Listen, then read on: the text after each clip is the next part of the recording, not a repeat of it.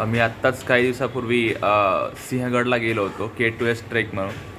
पहिले तर मी एका ग्रुपसोबत गेलेलो, बट त्यानंतर मी एक सोलो नाही ॲक्च्युली माझा मित्रांचाच 4-5 जणांचाच ग्रुप आम्ही केलेला, की आम्ही स्वतःहून गेलेलो की रात्रीचा ट्रेक कसा राहतं. तर आम्ही रात्री 8च्या दरम्यान ट्रेक सुरू केला आहे आम्ही.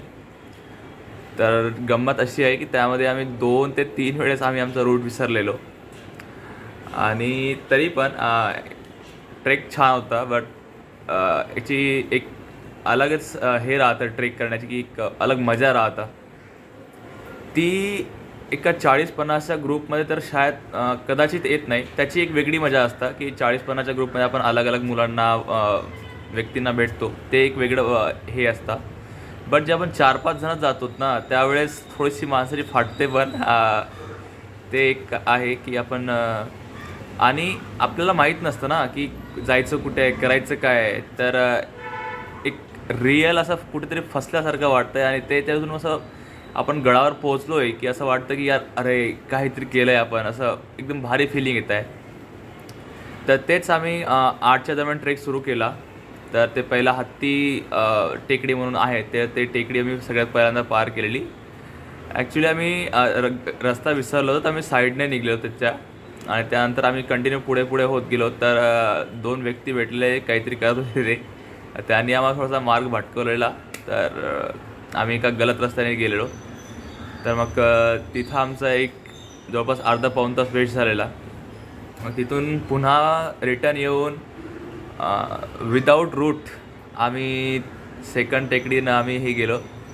आणि त्याच ट्रेकवर मला एक कळलं की जर तिथं नेटवर्क नसेल तर तुम्ही उंचावर जा, चेक करा आणि तुमचा पुढा ट्रेक सुरू करा. जर तुम्ही खाली गेलेत तर तुम्हाला काही नेटवर्क वगैरे काय नाही, तुम्ही काही करू शकणार नाही. तर ते तुम्हाला मे बी तुम्हाला 2 तास 3 तास लागतील बाहेर निघायला, आणि ते आपण अफोर्ड करू शकत नाही. तर या पद्धतीने आम्ही कंटिन्यू समोर राहत गेलो. मग 12च्या दरम्यान आम्ही सामान नेलं होतं, मॅगी, चाय वगैरे करायसाठी. तर आम्ही ते सुद्धा आम्ही तिथं प्लॅन केलं आणि ते खूप एकदम मस्त बनलेली मॅगी वगैरे. त्यानंतर कंटिन्यू करत करत आमच्याकडं जवळपास पाणी संपलेलं.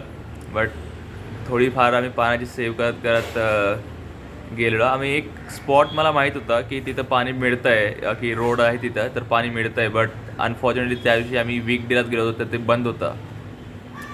आणि आमच्याकडे एकच बॉटल होती. तर मग त्याच बॉटलमध्ये आम्ही लास्टपर्यंत टिकवलेलो पाणी बस. आणि सकाळी आम्ही जवळपास 5:30च्या दरम्यान आम्ही तिथं पोहोचलो. आणि जे आम्ही तिथं दृश्य बघितलं ते अतिशय छान होतं.